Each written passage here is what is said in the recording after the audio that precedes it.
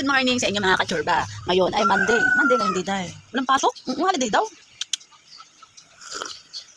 Kape. Kape tayo dahil. Kahit holiday ngayon, talaga magkape pa rin tayo dahil. Walang holiday pag gusto magkape. Oh, maganda ang Monday ngayon, maaraw-araw. Kaso holiday dahil, hindi ako makapunta. Kasi kasuhin ko talaga ang SS ko sana dahil. Dahil dyan na holiday at di pa ako makaalis sa SS. Kaya tara nang mag-kismis, chikahan. Tara nang mag-kismisan. Kismisan. Yun, okay, umpisa na kayo, makinig na kayo habang pagkukuhain yung mga kape di dahil. Pungal kayo tayo, magkismisa na tayo dahil. Kasi alam mo na, nakabili ako sa labas. Oo, ngayon, isa kong katrabaho. Nagkachikahan kami. Ang chinika rin naman niya sa akin, yung chika sa kanya. O, ganun talaga pag mga may katrabaho dahil. Eh, bawat bawat yung patungan ko sino yung, kasi mga katropa naman yun dahil.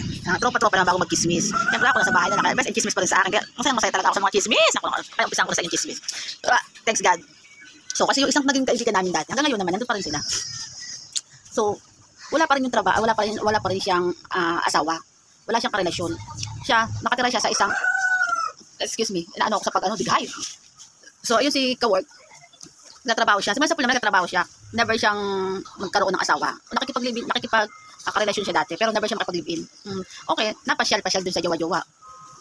Pero never siyang magsama sa bahay na tinitirahan niya. Kasi siya, kasama niya yung pamilya niya, yung mga kapatid niya. Pero yung kapatid niya kasi may asawa, may pamilya. Kaya syempre, nahiya rin siya So, dumating sa point na kahit na ganun na hindi siya nakakasama yung girlfriend niya. Total naman, di rin naman sila nagkasundo. So, bilang tawag dito, ang naging problema kasi siya, pinaka-stress niya dati, lahat ng kanyang kinikita dahil wala pa siyang asawa, wala pa siya napapangasawa, wala pa siyang kaligin, pero masipag siya magtrabaho. Ngayon, maganda sa kanyang sahod niya, pero wala siyang pakialam kung magtrabaho siya ng magtrabaho. Kasi nauubos din naman yung sahod niya kahit wala siyang karelasyon. Alam mo bakit? Alam ba yun? Kasi nagkaka-stress din naman siya. Gawa ng yung kanyang sahod, pinupush din naman niya yung kanyang sahod niya doon sa tinitirahan niya. Kasi ang problema kasi, kasama niya kasi yung pamilya niya. Yung pamilya niya, yung kuya niya, may asawa. Yung kuya niya kasi, may kalipin. May anak na rin, pero magkakasama silang bahay. Ngayon, enjoy siya dati. Enjoy siya kasi, siyempre, nagkakahatian sila sa mga pagkain, mga gastos. Kaya lang dumadating sa point, siyempre sila may anak sila, siyempre nag-aaral, nag-aasikas, nangangailangan ng mga para sa pangailangan ng anak. So hinayaan niya kahit magkulang yung mga binibigay sa kanila, pang share nila. So kino-cover niya lahat. Oo, si tropang ka-work. So siya nako-cover niya lahat ng mga pangailangan nila para ma-cover niya lahat ng mga bayarin. Ang pagkain. So wala siyang pakialam kahit siya maganda pera dahil may sahod siya eh.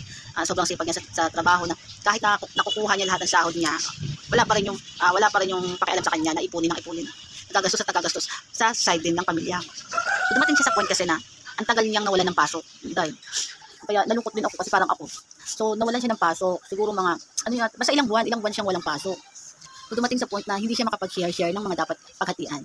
Ang mga kunyari, pagkain or kung ano yung mga bayaran nila dyan. Doon siya nagkaka-stress. Kaya may dumating sa point na malis-alis muna siya dun sa bahay niya kasama yung pamilya niya kasi nga gusto niya ma-relax. Pupunta siya sa mga dating katrabaho niya. Mga ka-work din naman niya yun, mga ka-work niya. Siyempre babalik pa rin naman siya sa trabaho. Kaya lang ilang buwan ngayon na hindi lang siya nagtatrabaho kasi hindi pa kaya na kung trabaho siya. So after nun, dumating siya sa point na hindi niya makaya kung anong dapat niyang gawin. Kasi para sa kanya hindi siya makatulong. Kasi para sa kanila, sa lahat natagal na binigay niya na lahat. Kasi sa sobrang sipag kanya sa trabaho, nabibigay niya na lahat ng dapat makakaya silang salita na ginagawa niya lahat, binibigay niya lahat. Para kasiyahan lang yan para sa kanya. Kaso ang pagkakamali, dumating sa point siya na pag wala siyang maibigay, wala siyang maigastos, wala siyang ma-share, nga din pala kasi nga wala siyang ma-share, wala siyang maitulong kasi hindi siya makapasok. So dumating sa point na nag-iisip siya na para sa kanya, darating din pala siya sa huli na kahit ano yung maitulong niyang binigay niya na lahat, kahit sabihin niya hati-hatian yan or pag alam niya mismo na kulang sa side ng kasama niya, mga kamag-anak ng kasama niya. Pero binibigay pa rin niya kasi nga hindi rin naman niya kailangan talagang pera dati. Kasi nga single nga siya eh. Kaya wala siyang pakialam na ipon ng pera.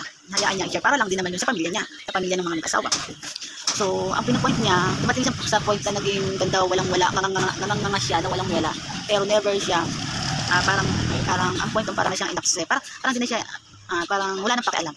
Parang ganun. Parang wala nang pakialam kung wala kang kumain, bahala ka kayo, wala kang maibigay, wala kang ma-share. Parang ganun. Ayun ang pinakapangit sa lahat talaga.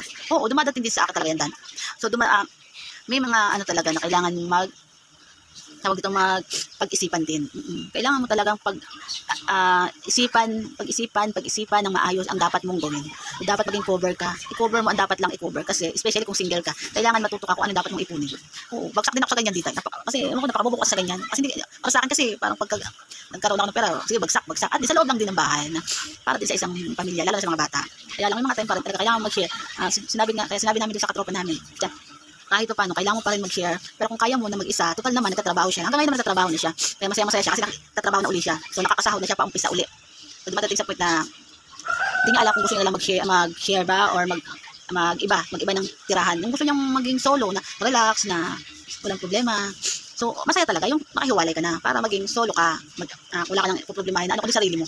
Kaya lang, maganda pa rin na makaisip ka na magsarili. Pero kailangan may makasama ka rin naman sa bahay. Kahit isa lang. O kahit yung naging kay tropa mo, katropa, o kaibigan, o kawol. Mas masarap pa rin na may kasama sa isang bahay kaysa mag-isa ka. Hindi mo rin masasabi. Lalo na pag sobrang pagod ka sa trabaho, stress ka lagi sa sobrang pagod. At least kahit man lang pag-uwi mo, meron ka nakakabanding na, hindi ka ma-stress, makul man lang kahit paano, di ba? Makakaya mo naman lahat ng mga ganyang problema na mahiwalay ka sa mga kasama mo sa bahay na ibang tao ang makakasama mo. Kaya, ang maganda lang doon, maging ingat na lang, maging tawag dito, may makasama man sa bahay, masaya, kahit ibang tao, basta maayos ka usap. Pero kung hindi makausap, ay putusan mo na, magpalit ka na ng kasama uli, ganon. Kaya, hindi naman kailangan humiwalay ka lagi sa pamilya. Kailangan mo humiwalay ng tirahan lang, pero pwede ka naman talaga bumisita, at least, hindi ganun ka problema mo, magiging problema ng mga gastos or diba? Ganun yun. Pero may mga time pa rin talaga, hindi natin masabi kung pag nagkasakit, diba? Kasi ako pag nagkasakit ako talaga, at least kahit paano may naging pera sa akin. So yun lang, kailangan pa rin pagtulungan. Pero wag lang yung over lahat. Wag lang yung bagsak na bigayan. Yun. Hindi naman masama mabigay sa pamilya. Kaya lang may mga time sa sobrang bobo mo, naging sobra na ang bigay mo. Yun lang, napachika lang. Para mapagturuan ang ganyan. Kasi ganyan din ako. Pag ako nagkaroon ng pera, pagtuturuan ko talaga yung ganyan. Nagtatrabaho na ako. Para maging masaya na ako. Yun lang, napachika lang ako sa'yo. Kasi Monday, pero ganda, may kape. Kala ko wala akong kape, kaya mawala ako ng gana. Kaya kape na ako.